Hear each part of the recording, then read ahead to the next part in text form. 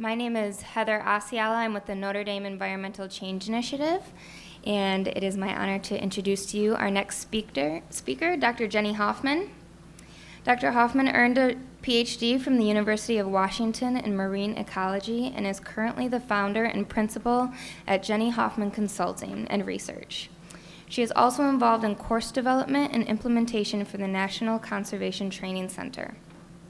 Prior to this, Dr. Hoffman was co-founder and directing scientist at EdoAdapt, as well as a senior project officer for the Climate Change Adaptation program at the World Wildlife Fund. Dr. Hoffman is heavily engaged with federal climate change efforts and co-authored a vulnerability assessment guidebook endorsed by most federal agencies with natural resource responsibilities. She also co-wrote the books Climate Savvy and Buying Time, a user's manual for building resistance and resilience to climate change in natural systems. Dr. Hoffman also is the recipient of the 2011 Partners in Conservation Award from the Department of the Interior. Please join me in welcoming Dr. Jennie Hoffman.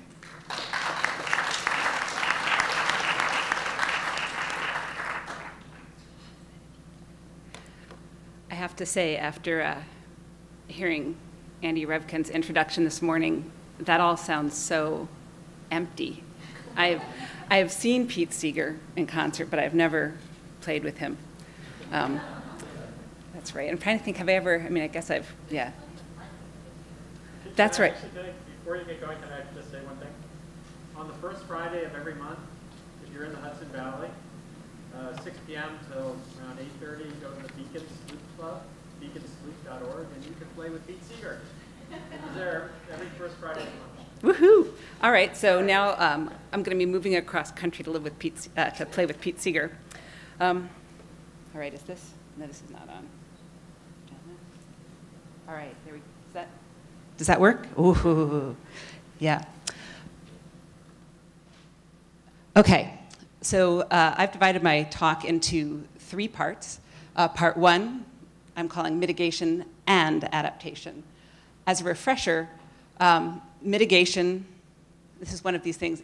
If you're not in the climate change world, mitigation has one meaning. If you are, it has a totally different meaning, and hopefully that's going to change eventually.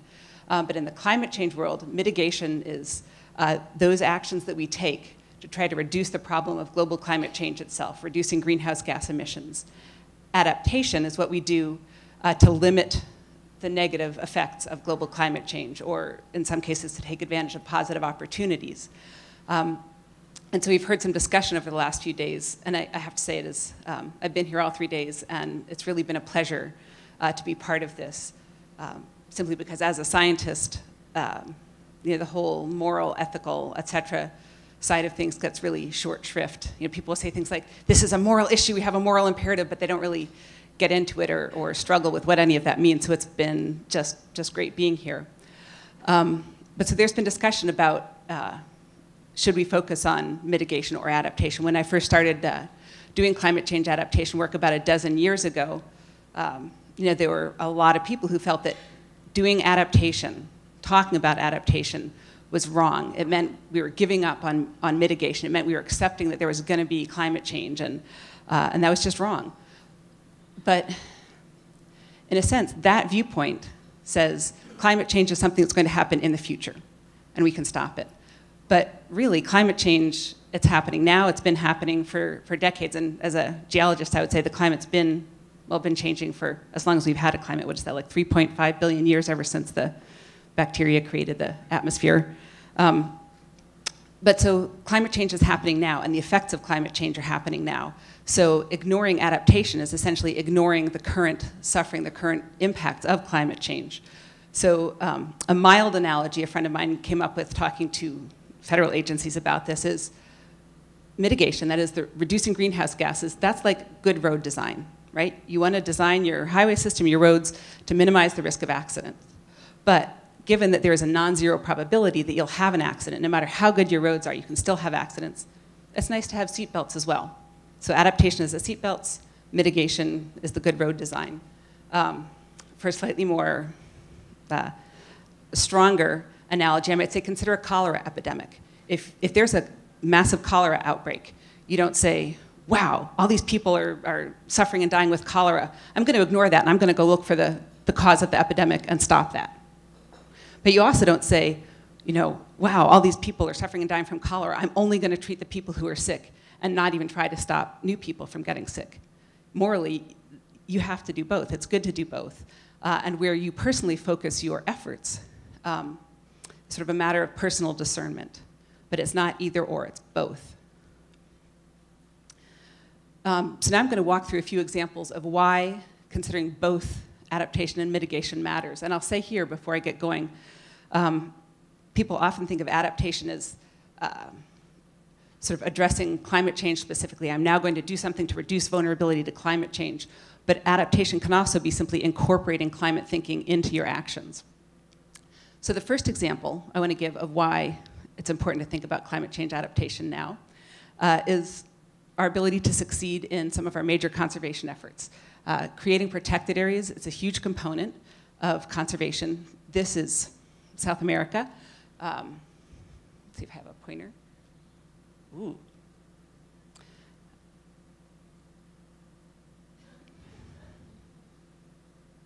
Wow, I'm having fun up here with my little technology. I hope you're enjoying this as well. But this dark outline there on the map, that's the Amazon Regional Protection Area. So the government of Brazil, a bunch of non-governmental organizations, international conservation organizations, they said the Amazonian rainforest, critically important, center of global biodiversity, absolutely essential that we work to protect it. We are going to do this all-out effort and can protect this massive swath. I mean, this is South America, and they put all this effort in protecting this huge swath of South America because they wanted the rainforests to be around in perpetuity. And they said if we stop all of the logging, all of the burning, all of that, we've got it. But these funny little colors and textures here, this area that's sort of smooth, that's tropical forest now, and all of the models say it's going to stay tropical forest. This dark area, the black area, the people who did this study, they took a bunch of different climate models and a bunch of different models of ecosystem response to climate change, and they looked at projections for where there would and wouldn't be forest. So those black areas, the models disagree. Some models said the forest is disappearing because of climate change. Some said it'll stick around. These sort of modeled areas, that's where all of the models said the tropical forest is switching to savanna. So it doesn't matter if you stop all the logging, doesn't matter if you stop all the burning, that forest is not going to be forest. And then there are some areas that are savanna now and will remain savanna. So if you look at that, you say, wow, they put all of this effort into protecting this area because they wanted to save the rainforest forever. Only about a third of that area is pretty certain to remain as tropical rainforest. The rest of it, no matter how good their protection, because of climate change, because of the climate change to which we are already committed, so no matter how good we are in mitigation, the remaining 2/3 may or may not be forest. A third of it is almost certainly not going to be forest. Another third may or may not. So if you were going to invest millions and millions of dollars into saving tropical rainforest, you know, maybe you would have wanted to do it in a place where you were sure tropical rainforest would be able to stick around. So not including climate change in your thinking decreases your probability of success. This is the risk of ignoring the problem of climate change and thinking about adaptation. In the fourth IPCC report, not the one they're working on now, the previous one of the early review drafts came out, and in their adaptation section they said, okay, so one of the threats from climate change is more heat waves and more severe heat waves. So the adaptation option they originally suggested, this wasn't in the final version, fortunately, was to have a lot of air-conditioned cooling centers and stockpiles of bottled water. Well, what they're doing there is saying, we're going to do something that's going to make the problem even worse in our attempt to solve it, right? Like air conditioning contributes to global warming. Bottled water, bad in all kinds of ways, environmentally speaking. So that's what I would call a coping mechanism. Yes, if you were confronted with this emergency and you want to minimize human suffering, that's okay in the short term, but planning on that as your long-term solution, you're shooting yourself in the foot, when instead you could focus on something like, you know, green infrastructure. If you plant a lot of trees in the city, if you do a lot of green roofs, you will, regardless of what global climate change does, you will reduce the number of heat waves in your city. So when you're thinking about adaptation and reducing vulnerability, don't trade off short-term benefits for long-term making it all worse. More risks of ignoring both sides of the mitigation adaptation component. So we've heard conversations about nuclear power. Some people promote it as one good element of mitigation, reducing greenhouse gas emissions. But if your goal is reliable power, we're already seeing nuclear power plants getting shut down sometimes for months at a time in the middle of the summer because there's not enough cooling water. As water levels go down in the rivers and lakes that are used to cool nuclear power plants, as competition for water goes up, we're going to continue to see nuclear power plants getting shut down, or any power plant that requires cooling water. So not necessarily going to be the reliable energy source we want. The middle photograph there, it's someone interested in getting into biofuel. That's the giant reed. So a lot of people are saying biofuel, great way to go to reduce greenhouse gas emissions, more sustainable. The giant reed is listed by one arm of the federal government as, it's on sort of the list of invasive species to avoid at all costs and keep under control. It rampages through natural systems, gets rid of native species, makes it hard for them to survive, let alone survive climate change. But on the other side, you've got the biofuel people saying, this is great, we can really, it's got a lot of energy potential.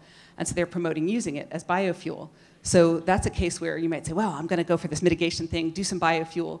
But if your biofuel plan increases the vulnerability of all of the natural systems to climate change, why do we want to stop climate change? Not just to stop climate change, ideally because we care about the environment we live in. Similarly with these massive solar arrays in the deserts, people are investing in those. Again, reduce greenhouse gases. They take, even the best designed ones, they take a lot of water to keep clean. They don't work well if the dust accumulates on them. Deserts have a lot of dust. So they're in a very dry place where competition for water is already high, and they're going to increase the demand for water. Water politics are very, very tricky. And then there are the just the overall habitat issues. We're not putting these giant solar arrays on already damaged deserts. They tend to be going onto more pristine sections of desert. So you got to think about both mitigation and adaptation if your ultimate aim is to reduce vulnerability, protect the world we live in. So in sum, this is essentially my philosophy. Climate change, it's happening. It's going to continue happening. We need to incorporate it, both the adaptation thinking and the mitigation thinking, into what we do if we want to give ourselves the best chance of success.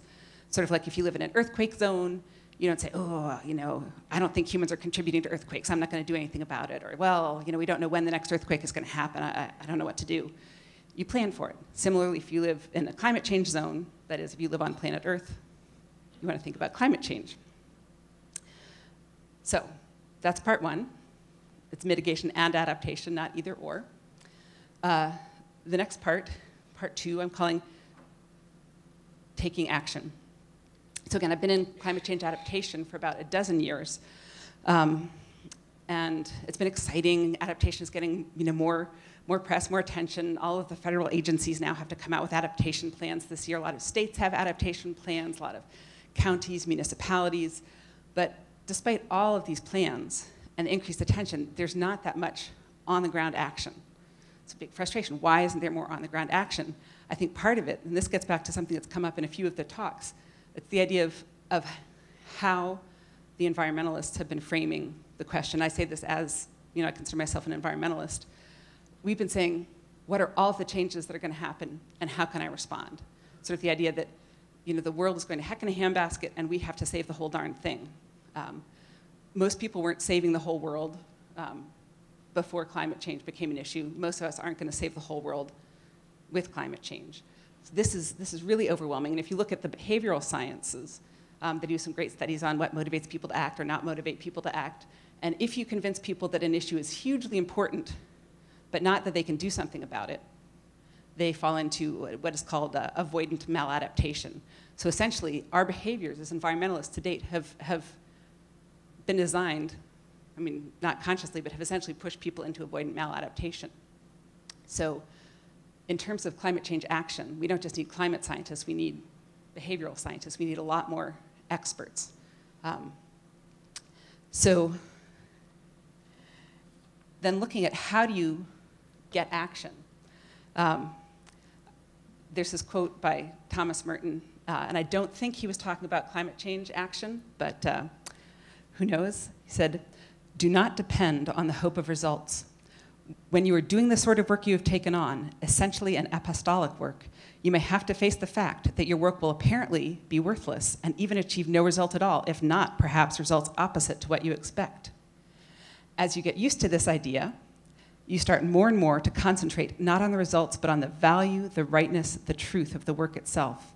Gradually, you struggle less and less for an idea and more for specific people, and I would add, or species, or places, natural systems, communities.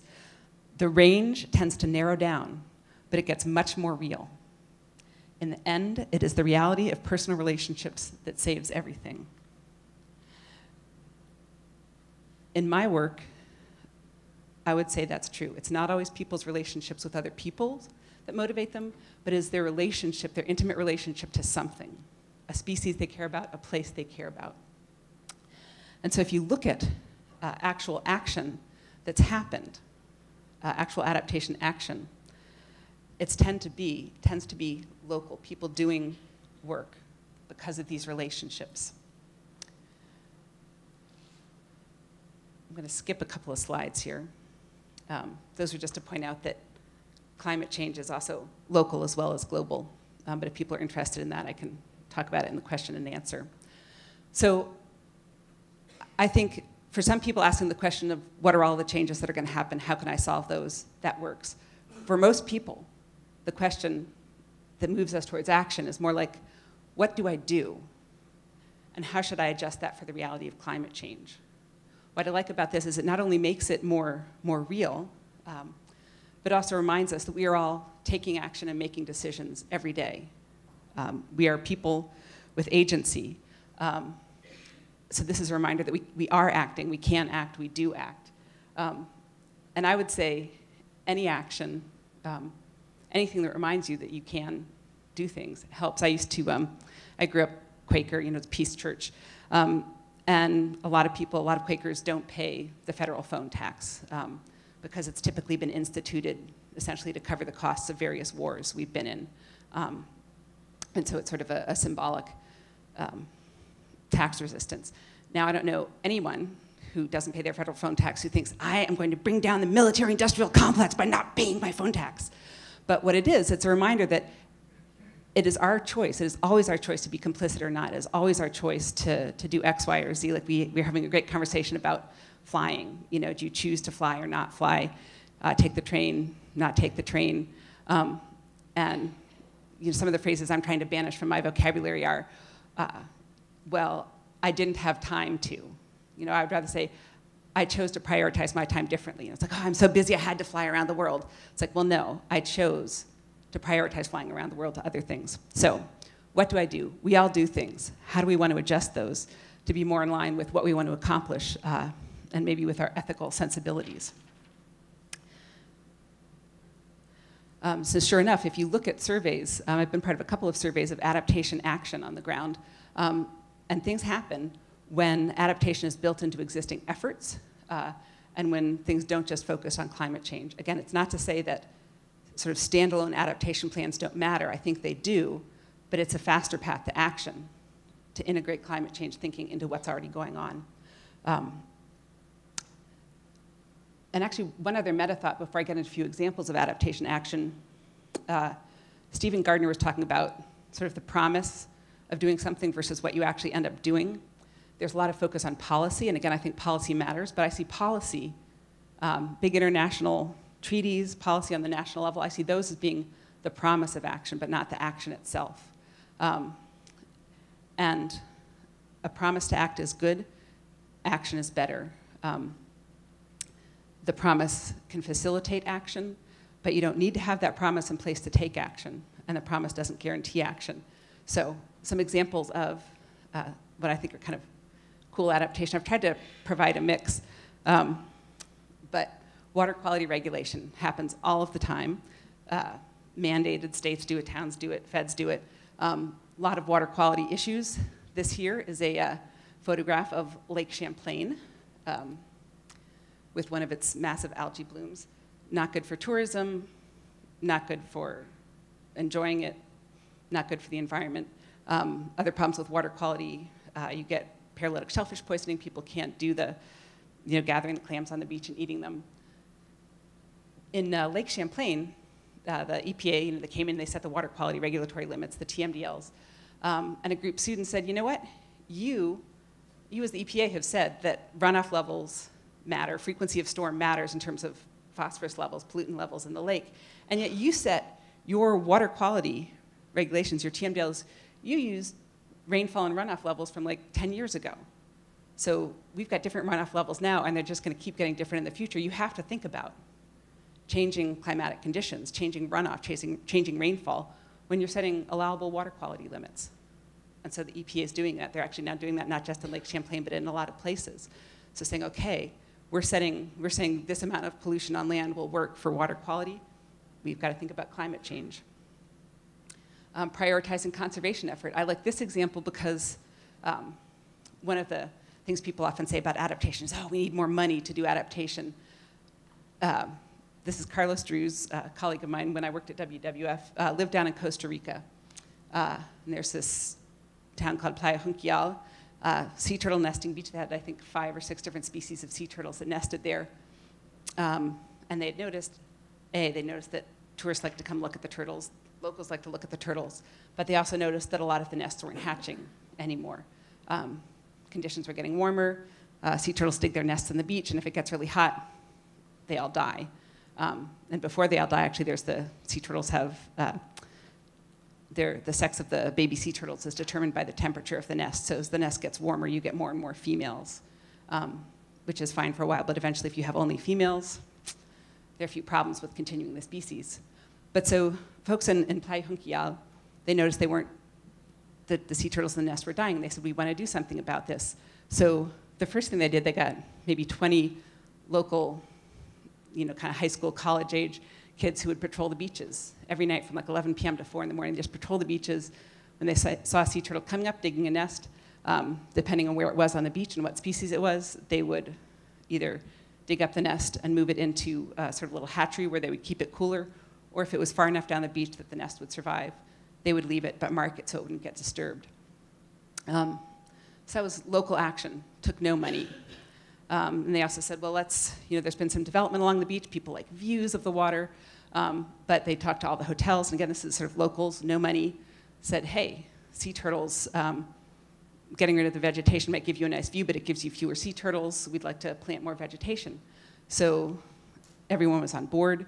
They planted a lot of native vegetation, and it turned out just planting vegetation along the top of the beach actually cooled the temperature of the entire beach by 1 or 2 degrees, the sand.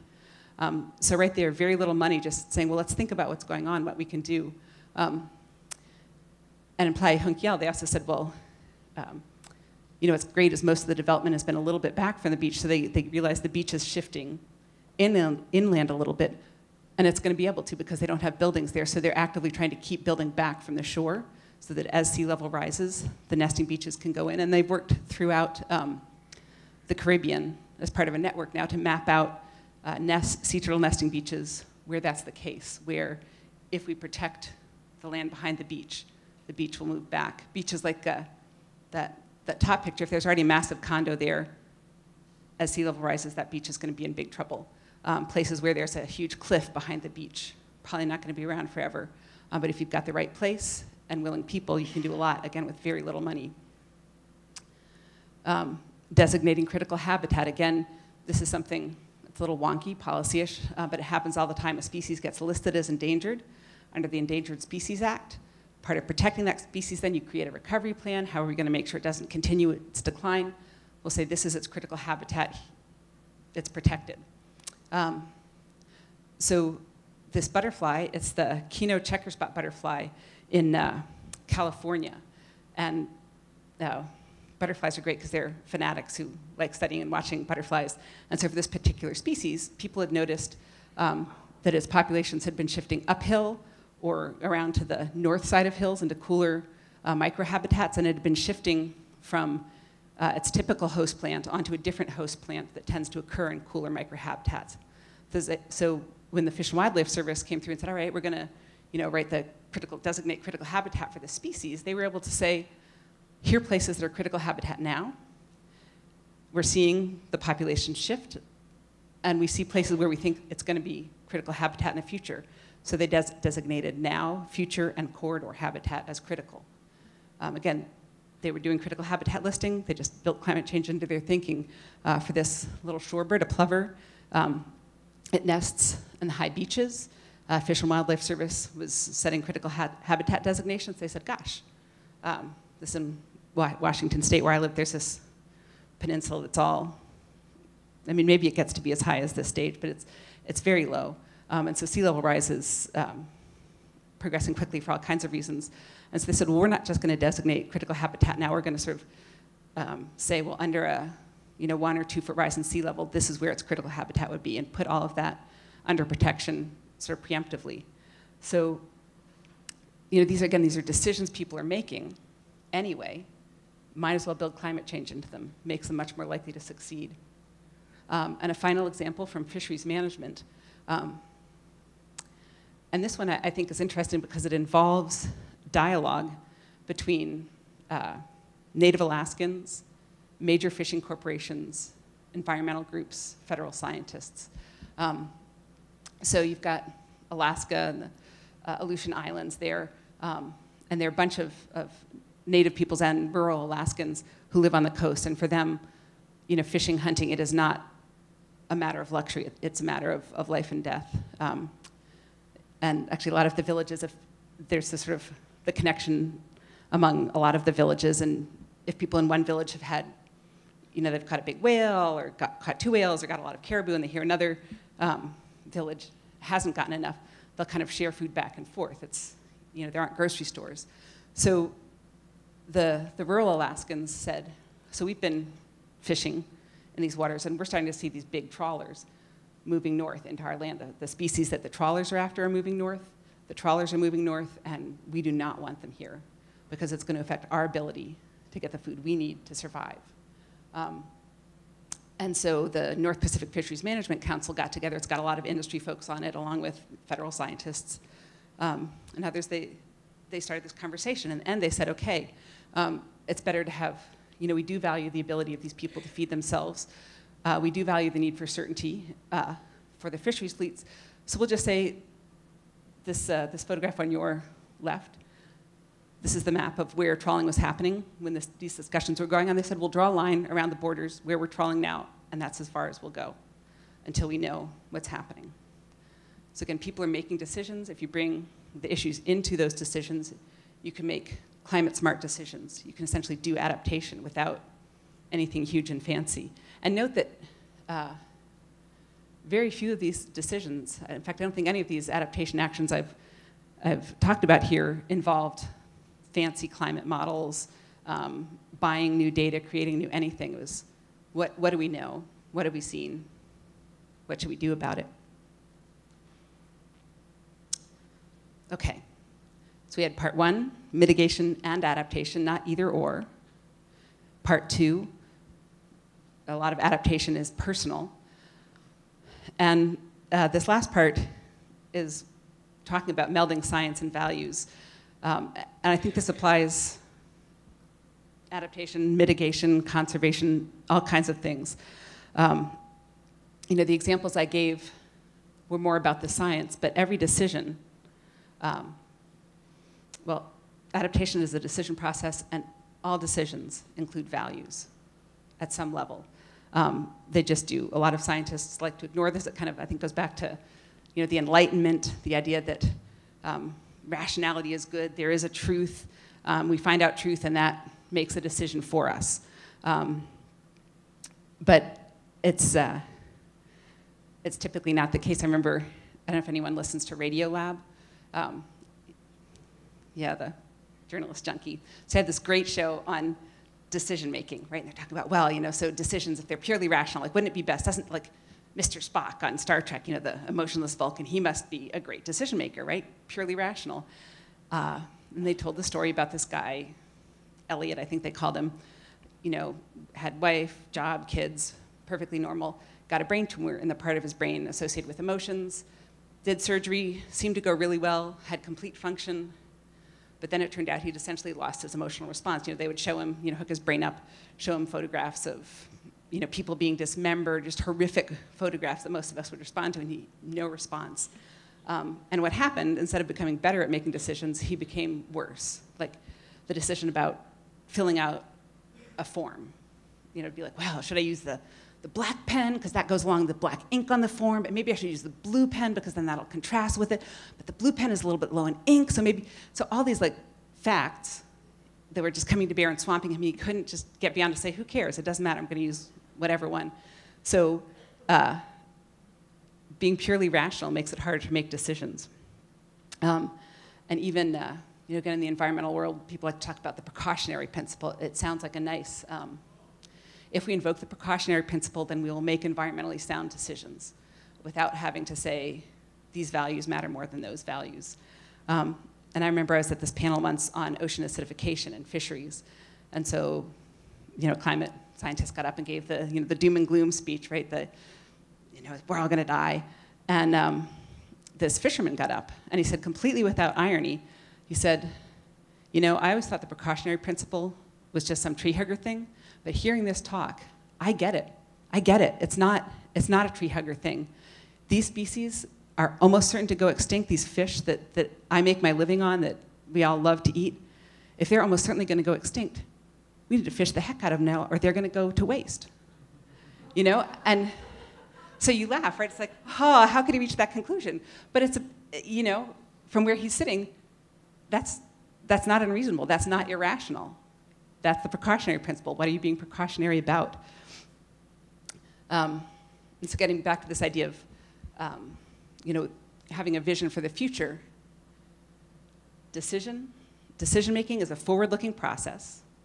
If decision-making is the attempt to achieve a desired future, any such attempt must include, implicitly or explicitly, a vision of what that future will look like. So science can't give us the vision. The vision is something we have ourselves, based on all kinds of things. And then science can tell us, if you do this, you'll get closer to your vision, you'll get farther away from your vision. But there's that vision, and we all have to own up to that. So, what makes decisions hard? And this is something else as I've pondered, why isn't there more adaptation action on the ground? I think a lot of it has to do with the fact that decisions are hard, and there are a lot of scientists out there who are willing to sort of prioritize things or talk in general ways, but not actually make decisions. Because if you have imperfect knowledge, it's harder to know what to do. If you make a decision, that's a commitment to some point of view, to some action. You could be wrong. There are competing objectives, so making a decision, you have to balance competing objectives, or making a decision may force you to accept something that you don't really want to accept. So for all those reasons, people have avoided making decisions about adaptation. I think without a decision, you don't act.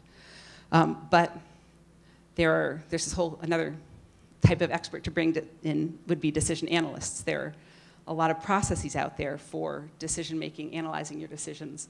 And some decisions are easy, but some decisions are really hard. In those cases, you say, how do you make it? You want to use a process.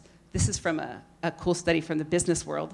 I'm not an economist. I've never played one on TV, but just as I want to play with Pete Seeger, maybe I'll play an economist sometime. They looked at, I think, 1,050-ish business decisions by these companies, primarily mergers or acquisitions. And they said, and they were looking at it several years post facto, so they could say which decisions had been good or bad, or which had good outcomes or bad outcomes. And they said what mattered. What were the factors contributing to good versus bad decisions? The quality and detail of the analysis performed was responsible for about 8% of success. The quality of the process to use that information, 53% of the success. And then what I would call the context, 39%. So in the climate change world, both in the mitigation and adaptation world, we're trying to get people to act. We're all focusing on this little 8%. Here's the science, here's the science, here's the science. And we're not thinking about the process or the context. And what this says to me, again, business world, not necessarily any other world, but my intuition would say this is probably true in a lot of places. By focusing on the science, we're missing out on the vast majority of the things that will make us more successful. And the other thing I would say about this, it both empowers us all and it gives us a responsibility, because what this says is, yes, scientists matter, but we all matter more in terms of making good decisions, making good things happen. So that means we can't just point to the scientists and say, ooh, I wish they'd get it together. Why doesn't President Obama figure it out, or any of that? We all are part of the process and the context.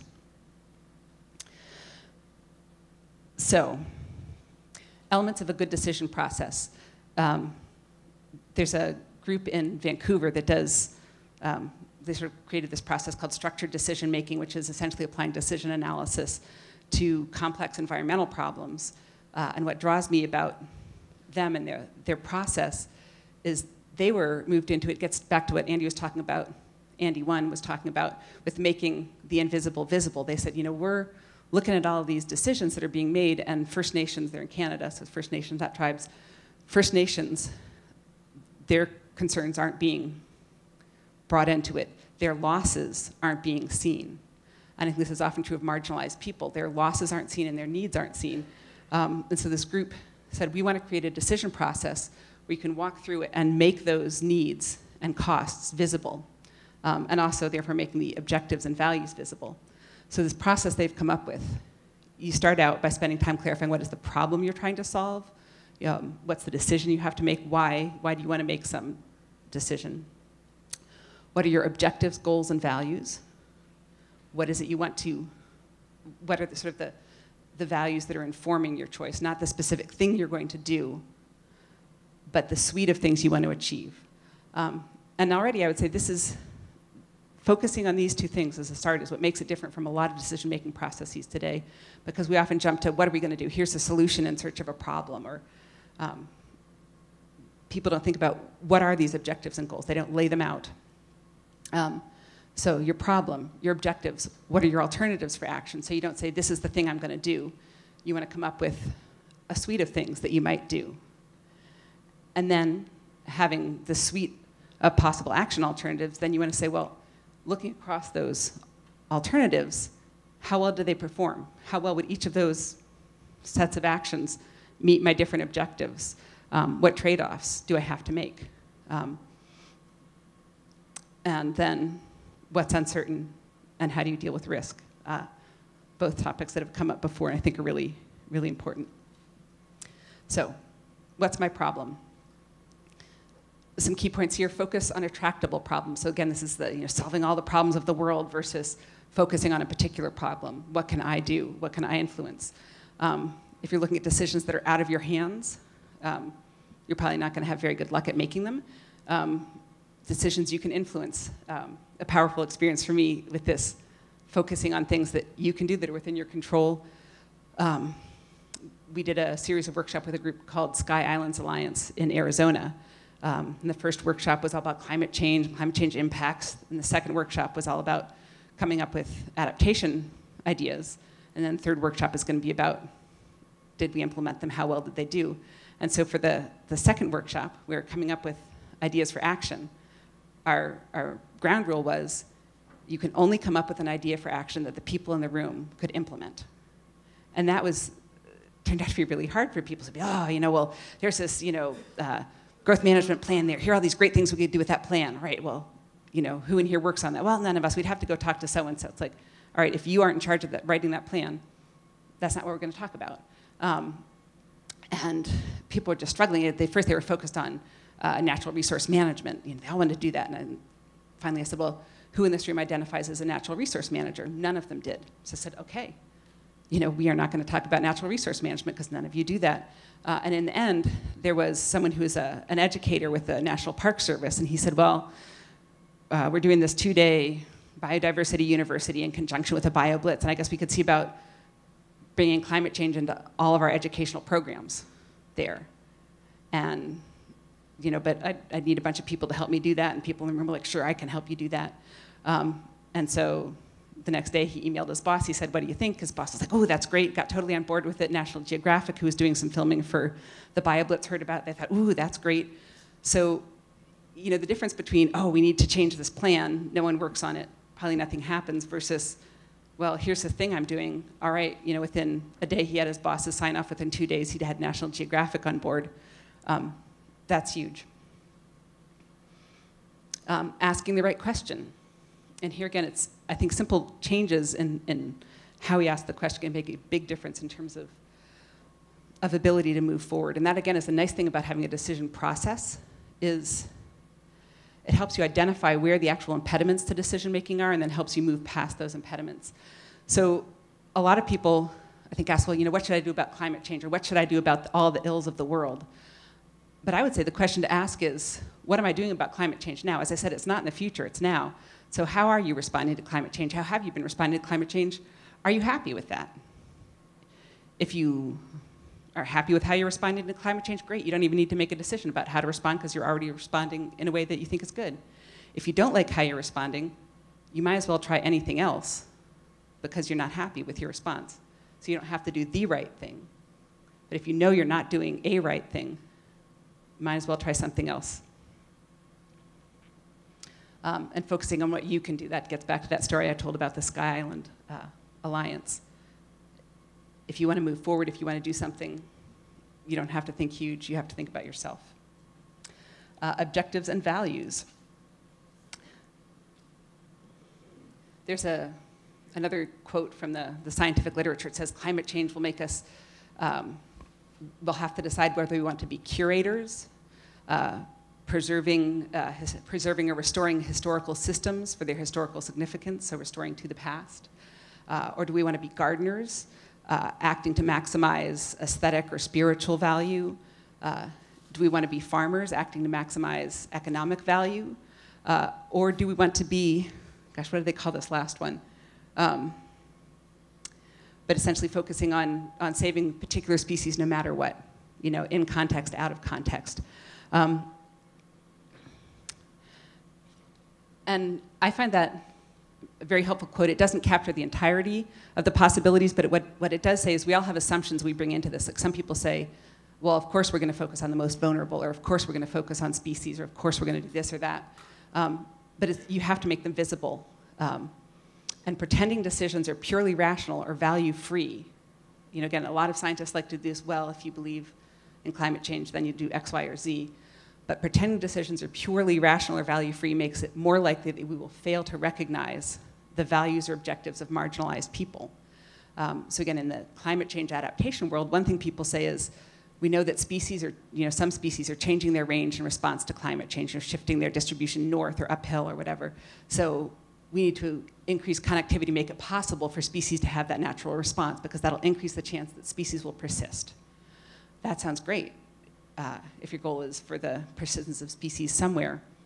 In the Pacific Northwest, where I live in Washington State, there are 22 tribes with treaty rights to fisheries. And their treaty rights are spatially bound.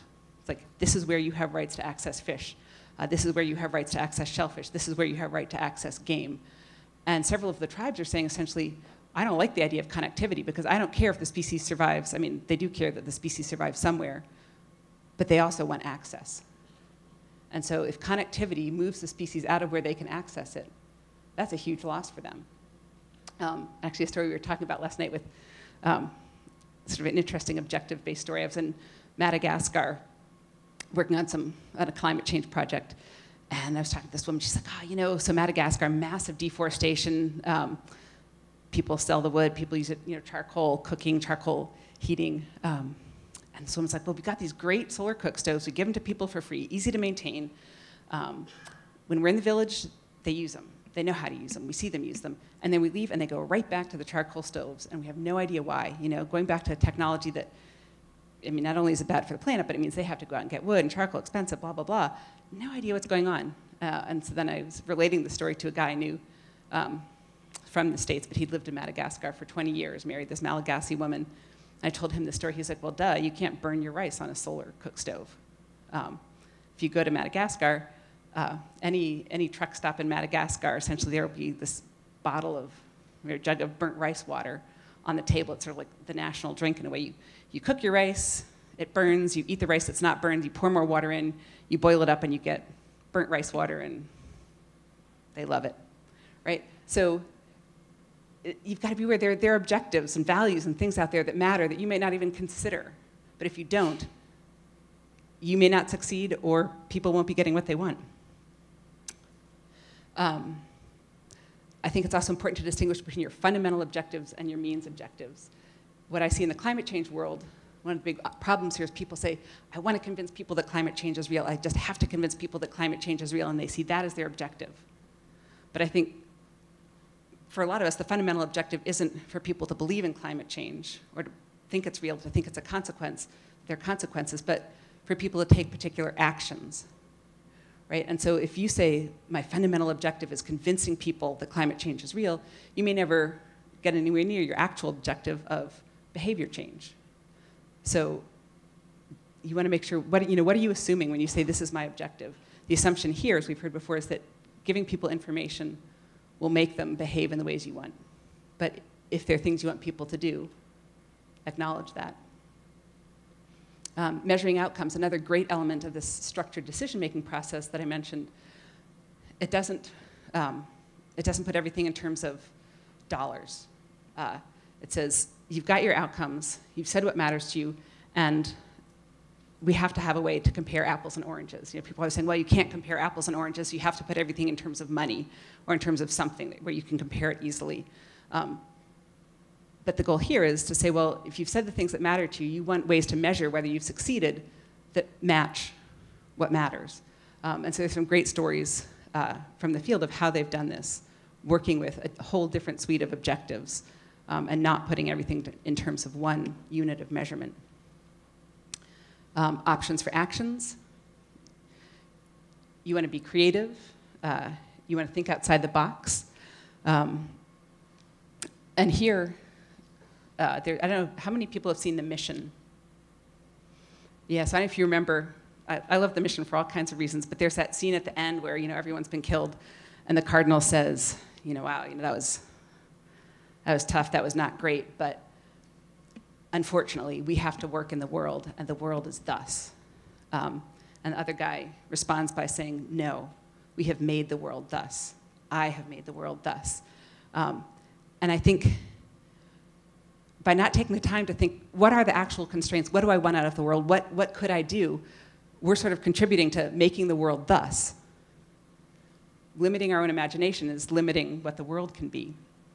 And as some examples, there are things we used to joke about when I first started climate change adaptation. Haha, we could, you could put insulating blankets over the glaciers, ha ha ha. People do that now, right? What people will do depends on what's at stake. In the Swiss Alps, heaps of money in the skiing industry, big part of their identity is people. There are a lot of volunteers willing to go up there and put these insulating blankets over the glaciers to try to slow the melting rate. Crazy, but they do it. We also used to joke, haha, people put shade cloth over coral reefs to keep them from bleaching. It gets too much sun, too much heat, the reefs bleach, often die. On the Great Barrier Reef, billions of dollars at stake, big part of the national identity. People going out to the reefs all the time anyway, they put shade cloths over coral reefs when there's high bleaching risk conditions. In the Andes, a lot of the coast of South America, they get, like Lima, Peru gets 90% of its water from melting glaciers. And a lot of the villages up in the Andes, it's almost 100%. So there used to be this massive glacier here. It disappeared. And the people who depended on this glacier said, well, maybe if we paint the rocks white, that will keep things from heating up more. It can slow the loss of the remaining glaciers, or at least help this area from drying out. So they painted the rocks white. And so those big white spots you see in the top picture, those aren't glaciers. Those are big patches of rocks people have painted white in the hopes of slowing down the warming in this area. It's crazy, but what you'll do depends on what's at stake. And this is an example of creative thinking. The Bureau of Reclamation said, okay, Colorado River, we've got this massive water supply problem. What can we do about it? And they came up with a bunch of alternatives, one of which was to divert the Missouri River over to the Colorado River. And they decided for a number of reasons that wasn't a good option. But what I like about that they included it is They said, okay, you know, this is something we could do. And then that forces you to clarify more of your objectives. You know, well, it would cost a lot. You know, people who get water from the Missouri would be really mad, and then we'd have to deal with that. So why not think creatively and then evaluate? Evaluate the consequences. So you create this wild suite of actions, and you can never choose an alternative you haven't considered. So you might as well think wild and then say, what would be the consequences? And not just the consequences in terms of one objective. So in the climate change world, there's often this, what does it mean for CO2 emissions? But what does it mean for all of your objectives? CO2 emissions, cost, time, justice. And so you want to systematically look at how well each of those action alternatives meet each of your objectives. And then you can play with how important different objectives are. But it's a great way to sort of clear your mind and look at things objectively. So you want to measure what matters and thoughtfully consider conflicting objectives. So, for instance, if you're saying, well, should I bicycle to work or should I drive my slick little sports car to work? You would say, well, bicycling, it's great. Small CO2 emissions, doesn't cost very much, takes a lot more time, but it's also, I feel a lot better about it in terms of ethics or justice. Sports car, big CO2 emissions, costs a lot, but saves me time, and I feel a little bit worse about that ethically. But in looking at this decision, you might say, well, that doesn't quite capture what really matters for me. Yeah, sure, the biking takes more time, but you know, I also have this objective of becoming this super fit person, so bicycling also meets that objective. Or with the sports car, you might say, wow, it kind of looks like I should take the bicycle, but you know what? I want to be cool. I love this. I speak Wall Street English. You know, so the process of evaluating the consequences and trade-offs helps you think about, have you captured all of your objectives? And getting back again to the idea of making the invisible visible. This is Fort Ord on the California coast. So Fort Ord was decommissioned, and then there was this discussion, what do we want to do with all of the infrastructure? And this is the old Stillwell Hall. Wasn't going to be used anymore for the military, obviously, since they closed the base. Could be used for a social hall. You could plan weddings there, who knows what. But the cost of maintaining that was going to be keeping this sort of riprap there in front of it. You know, if you don't protect it, the bluff is going to erode back. Stillwell Hall would fall into the sea, and that's that. And in the end, they decided to get rid of Stillwell Hall and get rid of all of that riprap because they felt like that was going to be better for the beach. And sure enough, then, if you look at, this is 2 years after they took Stillwell Hall down and took out the riprap. So you go from this, where there's this whole chunk of beach missing, to that, where the beach is restored. So I love this photograph because it shows these are choices, you know, and it doesn't, you know, I'm not saying, oh, you know, they had to take Stillwell Hall down, but it's like taking Stillwell Hall down gave you the beach back. To keep Stillwell Hall, you have to say, Stillwell Hall matters more to me than this beach. And it may, but you want to make the consequences visible. This, don't have to read anything, but this is a neat example from the UK. They redid their shoreline management guidelines to say, well, we're going to consider 4 approaches to development on the shore. One is advance the line, so that means like build out from where the shore is now. Hold the line, which is protect the shoreline where it is now. No active intervention, which means whatever happens, happens. And managed realignment, which is we're going to actively think about pulling our infrastructure back. And for each of those 4 approaches, for every site, every section of shoreline, the management units, they would go through and they say, here are all of our objectives. This is only a few of them. But they say, we've got objectives about population and human health, about biodiversity, flora and fauna, about the historic environment. And then they would look, for each of those 4 approaches, what are the consequences for each of our objectives in the near term, medium term, and long term? And so this display option, it shows you clearly, you know, there are going to be trade-offs. So, you know, this hold the line, you get the nice green circle saying things are good for historic environment and people, but it's really not good for biodiversity. But you can see in the near term, there's not a consequence. So this is another way of making the invisible visible. We have to make trade-offs. So how do we want to make them? If you're making trade-offs, you want to make them well, you want to make them with your objectives in mind. Uncertainty and risk. Ubiquitous topics, not unique to climate change. People often say, oh, climate change is difficult because of all this uncertainty. But I would say pretty much all of the problems we face in making decisions around climate-related uncertainty, we also face in all kinds of other decisions in our lives. And so as an example, I just want you to think about a series of questions here. Situation 1, your pet is sick. 9 out of 10 vets say it will die without treatment. The treatment is established, effective, has few side effects, and it's affordable. So would you give it the drug? Not give it the drug? Try an herbal remedy that worked for a friend's pet. How many people would give it the drug? All right. Situation 2, your pet is sick.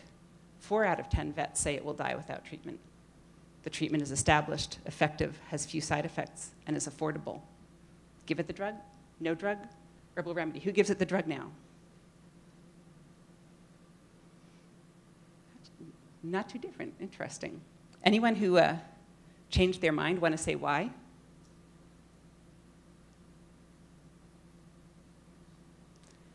All right. No, you can keep it to yourself.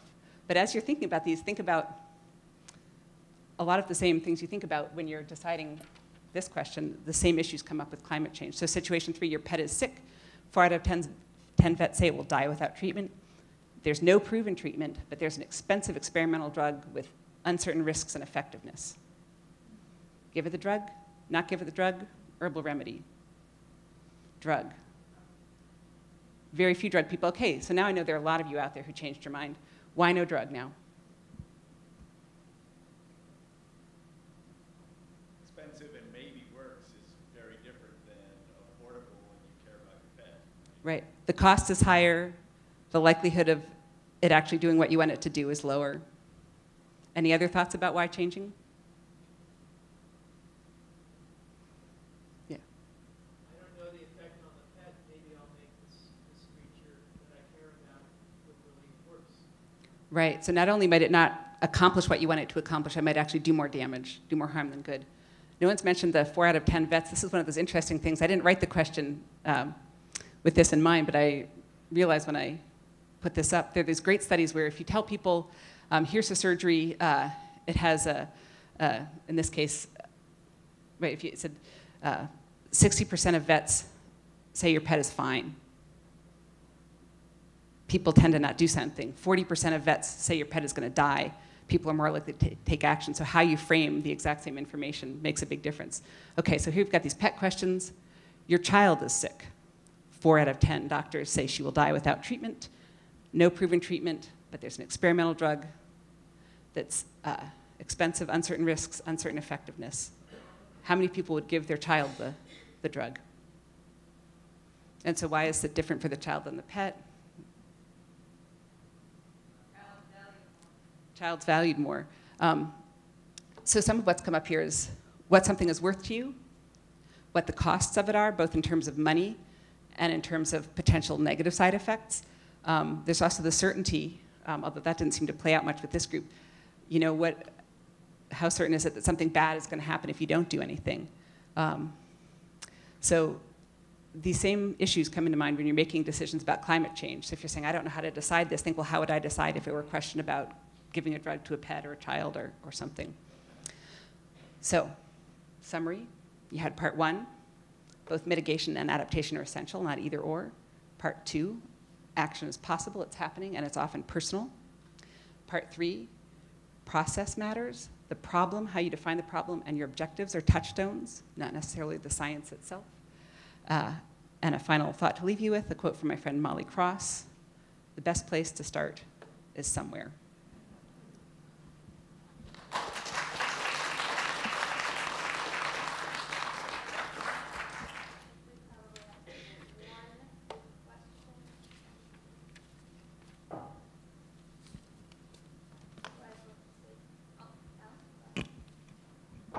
So I'm just hoping to hear your feedback about this. When I look at adaptation, I see it mostly happening at local scales, maybe down to the personal, maybe even more frequently.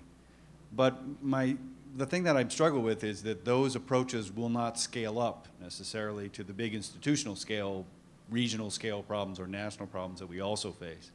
And we're spending a huge amount of money on those national scale and regional scale issues.